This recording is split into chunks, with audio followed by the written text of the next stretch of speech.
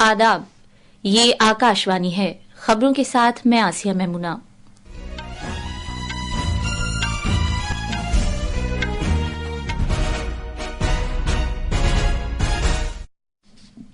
वजीर-ए-आजम नरेंद्र मोदी आज नई दिल्ली में चीफ सेक्रेटरियों की कौमी कॉन्फ्रेंस के इख्तितामी इजलास से खिताब करने वाले हैं।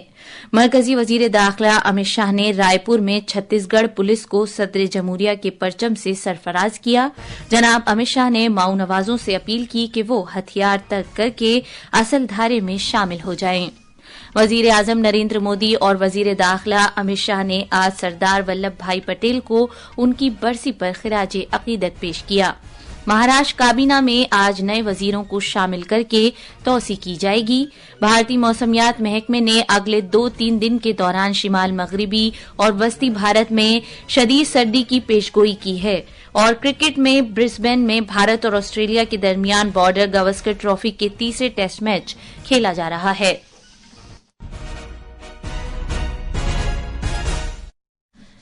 अब खबरें तफसील से। वजीर-ए-आजम नरेंद्र मोदी आज नई दिल्ली में चीफ सेक्रेटरियों की चौथी कौमी कॉन्फ्रेंस की सदारत कर रहे हैं। ये 3 रोजा कॉन्फ्रेंस जुमे को शुरू हुई थी। कॉन्फ्रेंस में रियासतों के साथ शराकतदारी में तरक्की का एक मुश्तरका एजेंडा और खाका तैयार करने और इस पर अमल दरामद किए जाने पर तवज्जो मरकूज की जा रही है। जनाब मोदी कॉन्फ्रेंस के इख्तितामी इजलास से भी खिताब करेंगे। कॉन्फ्रेंस का मकसद मरकज और रियासतों के दरमियान शराकतदारी को मजीद मुस्तहकम करना है, जिसमें तेज तर तरक्की और फरोग के लिए इमदाद बाहमी पर मबनी वफाकियत और बेहतर तालमेल को यकीनी बनाना है। सभी रियासतों और मरकज के जेर इंतजाम इलाकों के चीफ सेक्रेटरियों और सीनियर अफसर नीज मुताल्लिका माहिरीन इस कॉन्फ्रेंस में शिरकत कर रहे हैं।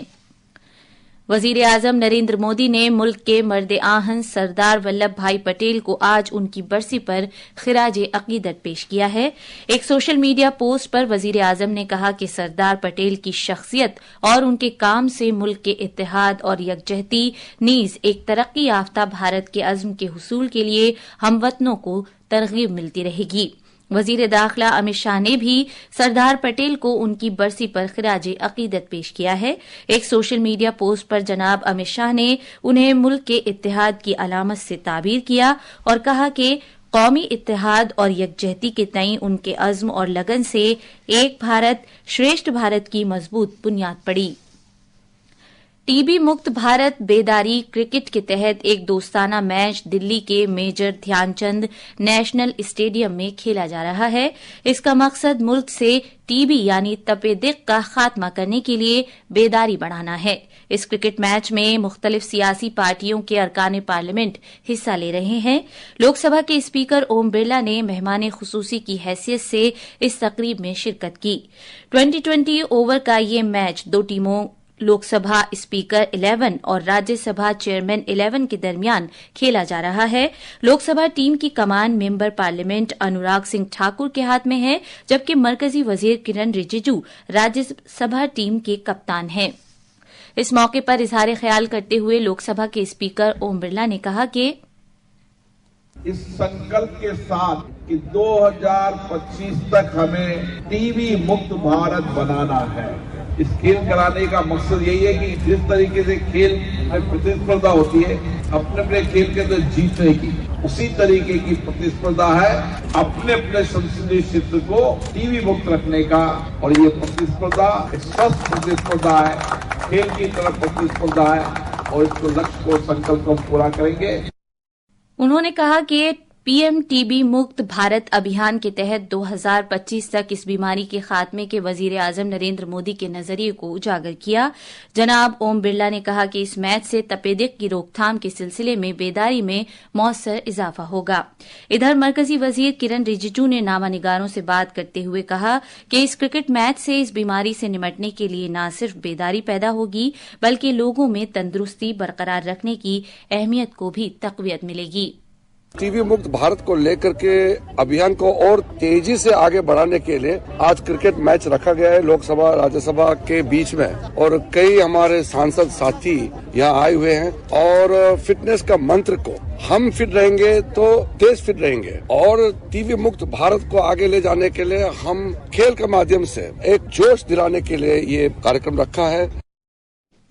ये खबरें आकाशवाणी से नश्र की जा रही हैं। मरकजी वजीर दाखिला अमित शाह ने रायपुर में छत्तीसगढ़ पुलिस को सदर जमहूरिया के परचम से सरफराज किया। जनाब अमित शाह ने माऊ नवाजों से अपील की कि वो हथियार तर्क करके असल धारे में शामिल हो जाएं। इस मौके पर जनाब अमित शाह ने परेड का मुआयना भी किया। वजीर मौसूफ ने कहा कि छत्तीसगढ़ पुलिस पूरी दिलेरी और बहादुरी के साथ नक्सलियों के साथ मुहिम अंजाम दे रही है, ताकि 31 मार्च 2026 से पहले छत्तीसगढ़ से नक्सलियों की सरगर्मियों का पूरी तरह खात्मा करने के मरकजी सरकार के अज़्म की तकमील हो सके। उन्होंने माऊ नवाजों से अपील की कि वो हथियार तर्क करके असल धारे में शामिल हो जाएं। महाराष्ट्र में कायम नई सरकार की काबीना में आज शाम नए वजीरों को शामिल करके तौसीक की जाएगी। मजीद तफसील हमारे नामानिगार से। रियासत के वजीर आला देवेंद्र फडणवीस और नायब वज़राए आला की हलफबर्दारी के बाद हुक्मरान महायुति सरकार की काबीना में तौसीक का इंतजार किया जा रहा था, और अब ये तकरीब आज शाम नागपुर में मुनक़िद की जाएगी।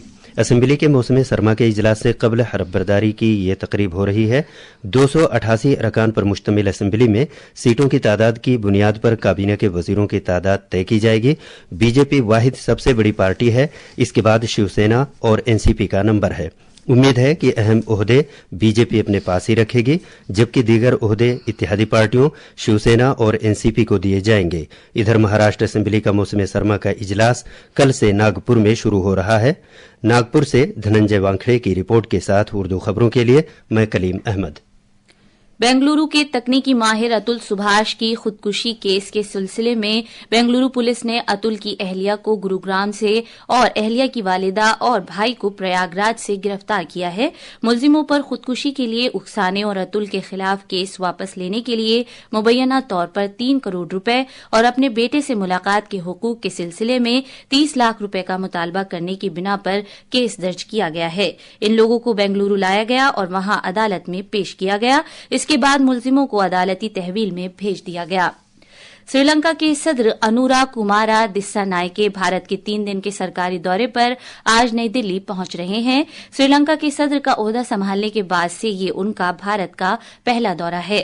सदर दिस्सानायके सदर जमहूरिया द्रौपदी मुर्मू से मुलाकात करेंगे और वजीर आजम नरेंद्र मोदी के साथ अहम बाहमी मामलात पर तबादला ख्याल करेंगे।